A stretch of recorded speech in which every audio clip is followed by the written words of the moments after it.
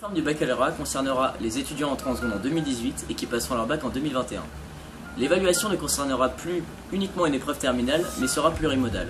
En effet, 30% de la note concernera le contrôle continu, 10% de la note seront alloués au bulletin scolaire et les 60% restants concerneront l'épreuve terminale, le baccalauréat, qui se divisera en 4 épreuves. En juin de première, le passage du français à l'oral et à l'écrit. Ensuite, au retour des vacances de printemps, l'élève passera 2 épreuves choisies par lui en première.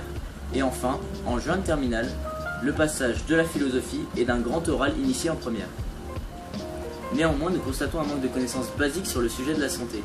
L'ANEM veut donc profiter de cette réforme pour mettre en place un module d'initiation à la santé sur les 3 années de lycée. Celui-ci s'organisera autour de 6 axes, notamment vie affective et sexuelle, comportement à risque, santé mentale des étudiants, etc.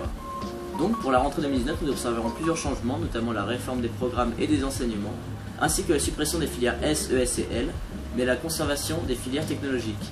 Il y aura également le maintien des langues vivantes. En première, l'élève devra donc choisir entre 3 ensembles d'enseignements entre la filière générale et technologique, un socle de culture commune, ainsi que des disciplines de spécialité et des enseignements facultatifs. On remarque néanmoins que le raisonnement littéraire est très présent dans le tronc commun, contrairement à celui du raisonnement scientifique.